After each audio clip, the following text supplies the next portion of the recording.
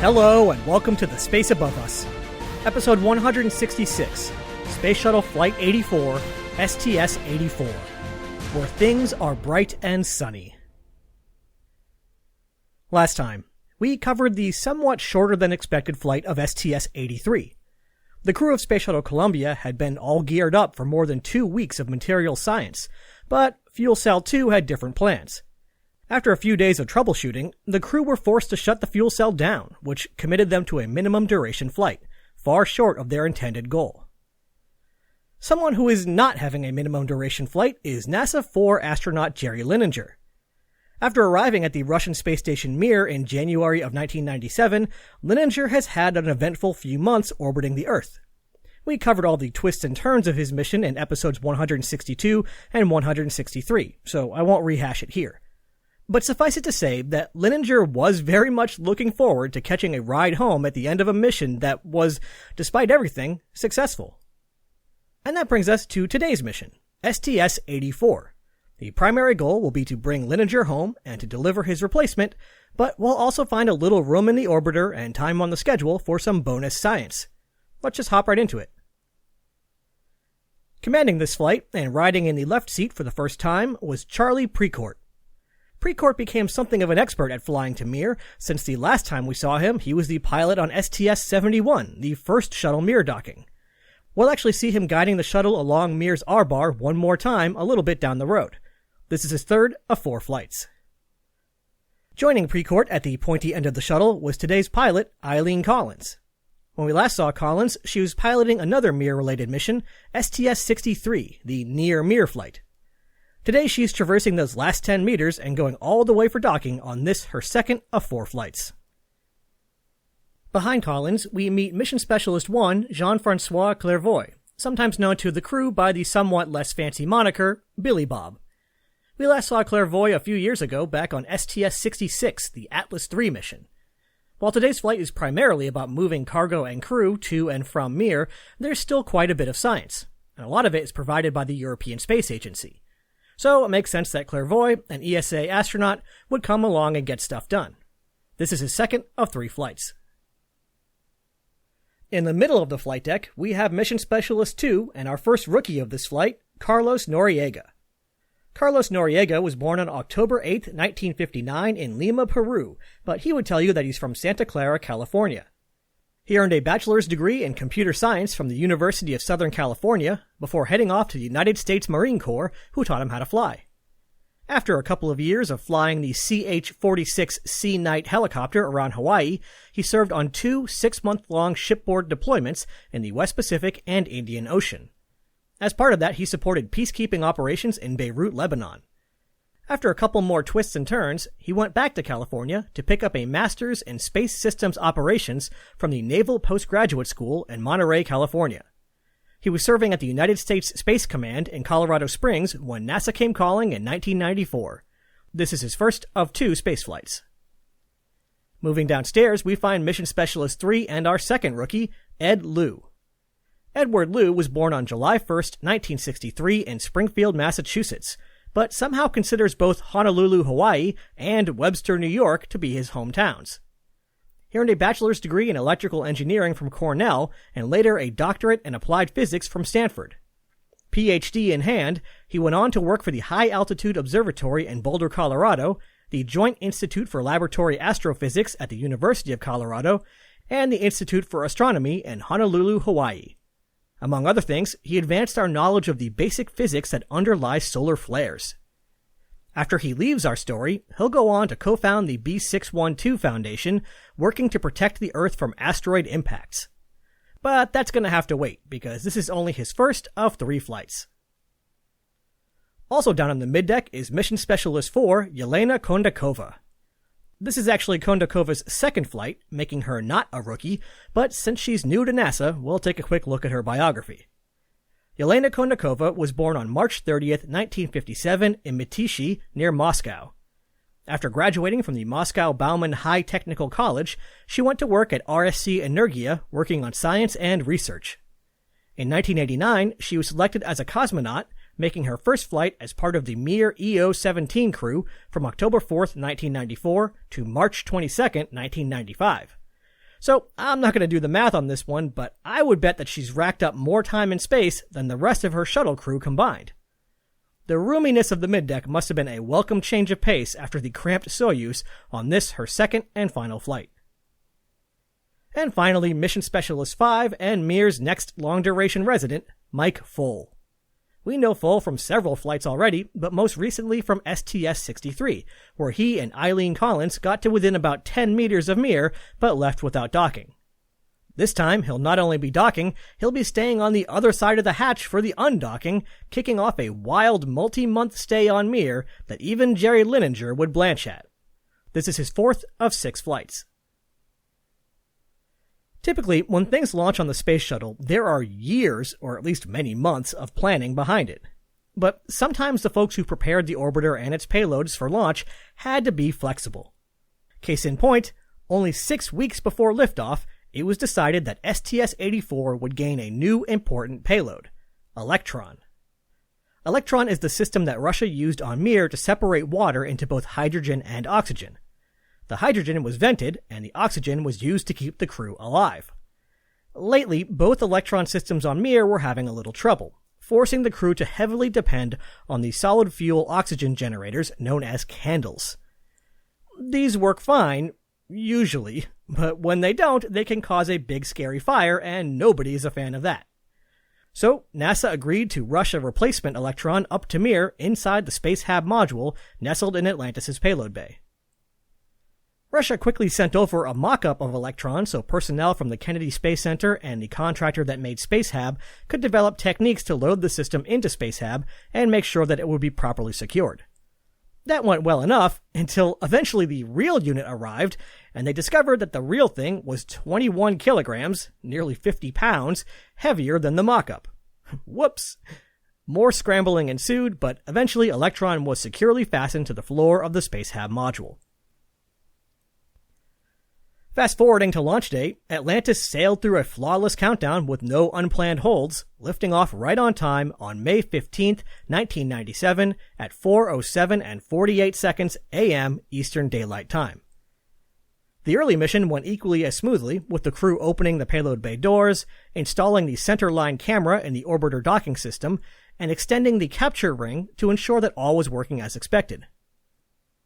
Something else getting crew attention was the European BioRack module down in Space Hab, which was stuffed full of 11 different experiments studying a wide range of topics.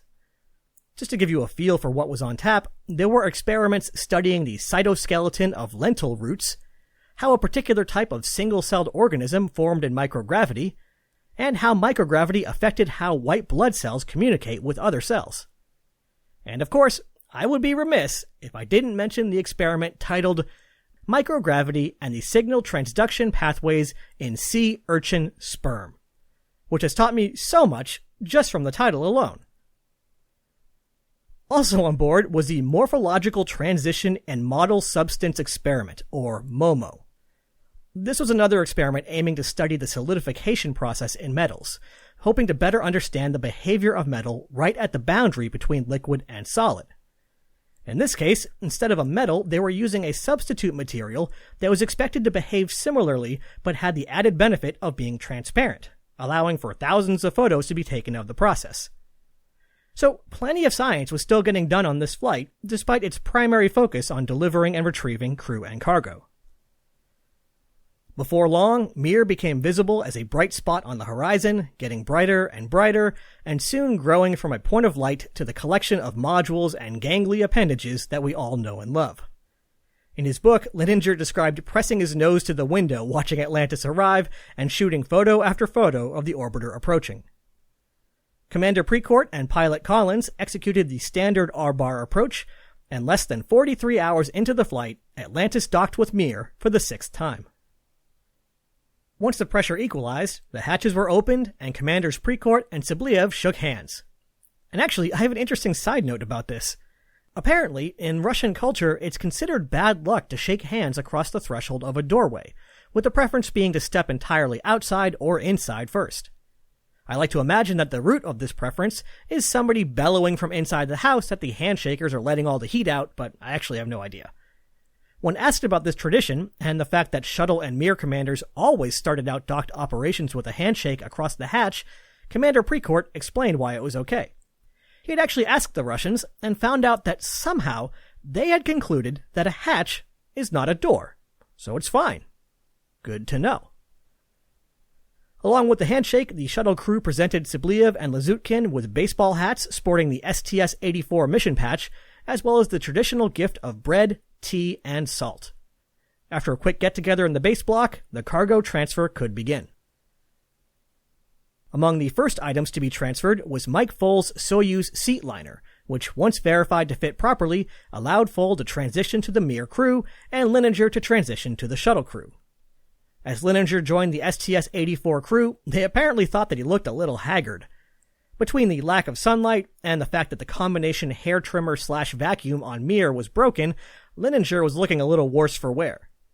Clairvoy actually offered to give Linenger a haircut, and Linenger initially agreed, figuring that letting a French person cut his hair would guarantee some style. But Collins commented that she thought his hair gave Linenger a sort of Robinson Crusoe look. Robinson Crusoe, of course, being the fictional explorer who spent nearly 30 years stranded on a desert island. This apparently appealed to Linenger, who decided to pass on the haircut.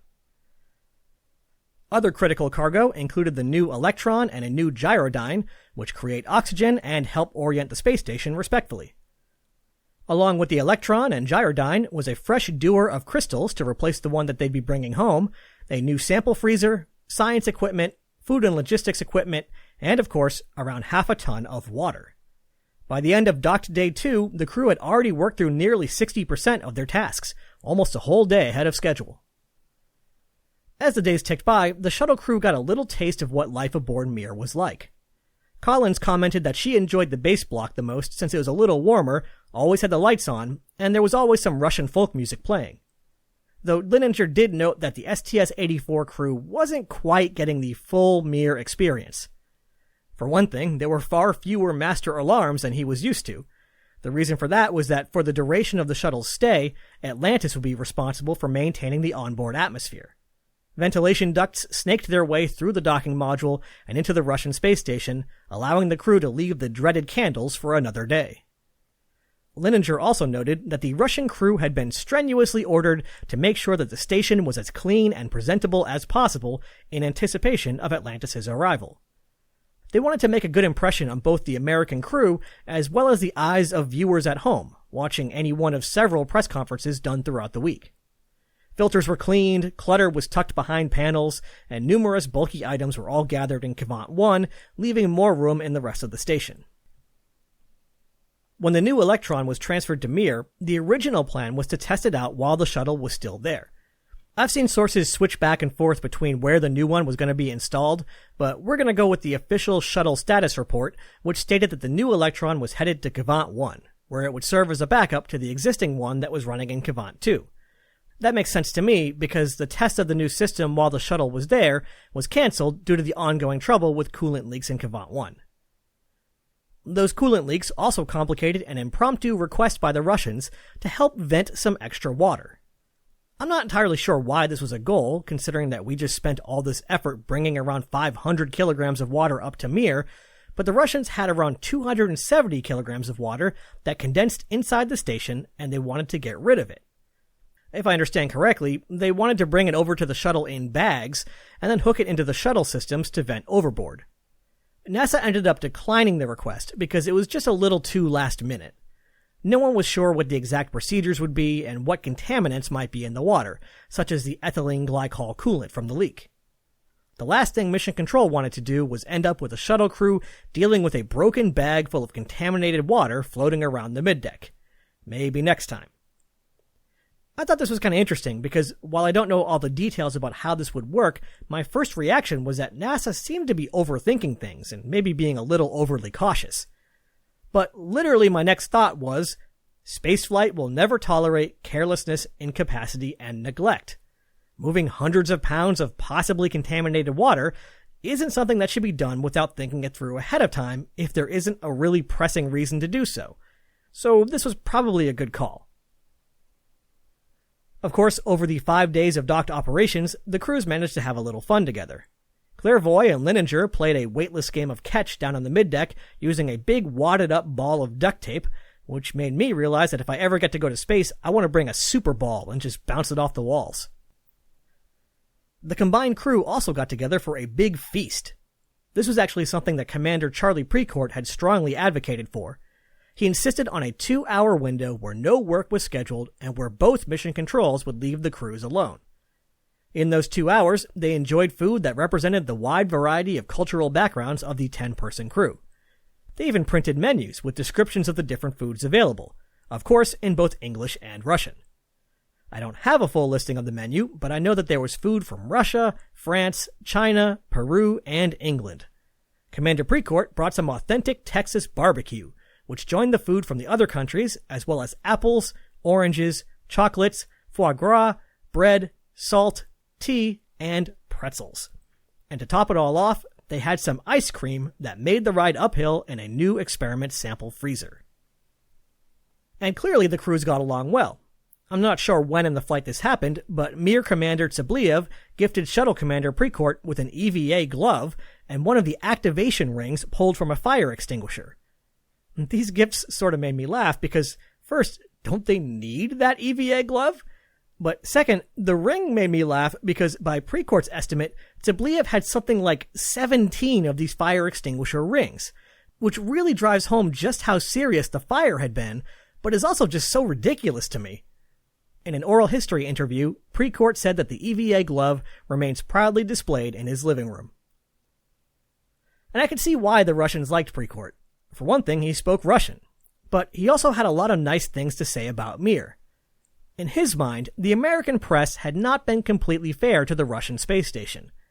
A computer failure on Mir might be loudly announced and decried in the American press, despite not actually being that big of a deal.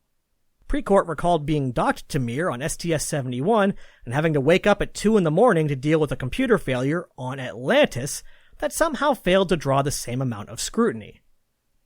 Plus, as he points out, having systems fail was sort of the point of Mir. This was a long-duration mission, and on a long-duration mission, it was advantageous to design systems such that a system could be run right to its failure point without causing a major crisis. And then, more often than not, it could simply be repaired on site. When humans are someday living on Mars, quickly shipping up a new replacement unit won't be an option. It's important to develop the capability to live with and repair failing systems without relying on the ground. I think Precourt has a really good point here, but I also think that it's possible that maybe Mir has been learning a few too many of these lessons by this point, but the point still stands. Of course, among the most important activities taking place during docked operations was the knowledge dump from Linenger to Foale. Just like John Blaha had done for him, Jerry Linenger spent hour after hour showing Mike Foale around and letting him know what to actually expect on the station. He insisted that Foale physically show him that he knew how to find and use the respirators and fire extinguishers, as well as making his way to the Soyuz in case a quick escape was required. Blaha's advice had helped Linenger get through a mission that had been far more challenging than originally expected. And we'll get to it soon enough, but Foale is going to face plenty of challenges on his own in the months to come, so this knowledge transfer was critical. Linenger had grown used to life on Mir, and the contrast he experienced when Space Shuttle Atlantis finally arrived was pretty striking. This is sort of a long quote, but I'm just going to read the whole thing. He said, quote, "After being accustomed to living on the Mir station, knowing the dark crevices, the smells, and the sort of cramped nature of it, the shuttle was almost brilliant white. It was organized like I've never seen anything organized. Everything was in its place, everything was clean, sparkling, sterile almost. It's pretty close to coming out of a cave into the sunshine. Mir did its job, but it was an outpost up there. It had been up there for a lot of years, and it had its wear and tear. Moving from that cave into the shuttle made me feel I was heading back to the real world of Earth, where things are bright and sunny." As the undocking approached, Linenger spoke with Tsabliev and Lazutkin and told them that he had been proud to serve with them, and he wished them luck for the remainder of their mission. They still had a month to go, but he was heading home. Just a little over 5 days after docking, the STS-84 crew flipped the right switches, the latches retracted, springs extended, and Space Shuttle Atlantis began to back away. Today's departure would be a little different from the last few. In lieu of the usual fly-around, Atlantis would simply be backing away while testing a new sensor for the ATV, the planned European servicing vehicle for the ISS. I believe that they just moved down the R-bar in a reverse of their approach, but couldn't actually find anything to confirm this. In any case, they paused their departure at a range of 27 meters, 90 meters, and finally 460 meters, giving the European sensor a good chance to look at Mir. The sensor worked great, actually giving good readings all the way out to 750 meters. It was slightly weaker than expected, due to one reflector having a little higher reflectivity than the other, but hey, that's what tests are for. Once Atlantis reached a range of 900 meters, the crew departed the R-bar, allowing the natural relative motion to do its thing, with the now lower Atlantis flying ahead in its orbit. In between undocking and re-entry, the crew continued working on the onboard science experiments, maintaining the orbiter, and maintaining their own bodies. Linenger used a treadmill on Spacehab to continue his lengthy daily exercise routine, determined to keep his cardiovascular system as prepared as possible for gravity. Linenger's efforts also helped engineers learn more about how the treadmill performed in orbit and in such close quarters. Among other things, the noise level of the device was being checked. If you're curious, up at the ear level of the runner, it clocked in at around 87 decibels, which is reasonably loud, somewhere around the level of a hairdryer, a truck, or a lawnmower, depending on who you ask. When re-entry day arrived, the crew encountered a couple of minor problems, one of which was easy to fix, and the other one which no one can fix. The first issue was that since Linenger was returning from such a long-duration stay in weightlessness, his seat would be mounted with its back on the floor, essentially allowing him to go through re-entry while lying down. On top of that, a mid-deck locker was cleared for his feet so he could raise his legs up and further make things easier on his heart. The trouble was that the seats on this flight were an upgraded version that was lighter weight, but it turned out they weren't quite up to spec. When the crew tried to line the seat up with the rails on the floor and insert the retaining pins, they found that it just wouldn't line up properly. The angle was just a little bit off. No problem though. One crew member stood on the seat back while pushing down from the ceiling of the middeck, forcing the seat into position, while others slipped the pins into place. Good enough. In the future, the out-of-spec chair would be used for the pilot and commander, since their seats stay in the upright position all the time. The other problem, which is a lot harder to fix, was the Florida weather, requiring one more trip around the world. The second time was the charm, though, and Atlantis burned its OMS engines and began the descent back into the atmosphere. It passed over the entire continental United States from northwest to southeast, literally crossing the nation from sea to shining sea. Atlantis touched down at the Kennedy Space Center and rolled to a stop, concluding a successful mission lasting 9 days, 5 hours, 19 minutes, and 56 seconds. But while the mission was over, the crew weren't quite done yet. Jerry Linenger could feel the G-forces mounting during re-entry and now had to try to move in it. Well, had to is a strong word, since a stretcher was standing by to carry him off the orbiter if necessary. But Linenger wasn't wild about that option. Moving in gravity after months in space is no joke. The rest of the crew actually practiced evacuation procedures with a Linenger weight dummy just in case the worst case scenario happened and the crew had to bail out. But Linenger was determined to walk out under his own power. He joked that if he had trouble, he would just have his crewmate Carlos Noriega use his US Marine powers and scream at him. Well, it turned out that neither the stretcher nor Noriega's yelling powers were necessary. It was a little slow and shuffling, but after more than 130 days in space, Jerry Linenger walked off of Atlantis and back into life on Earth, where things are bright and sunny. Next time, we'll crash the party and join Mike Foale for his long-duration stint on Mir. You're not going to want to miss this one. It's a story that will threaten to take your breath away. Ad Astra, catch you on the next pass.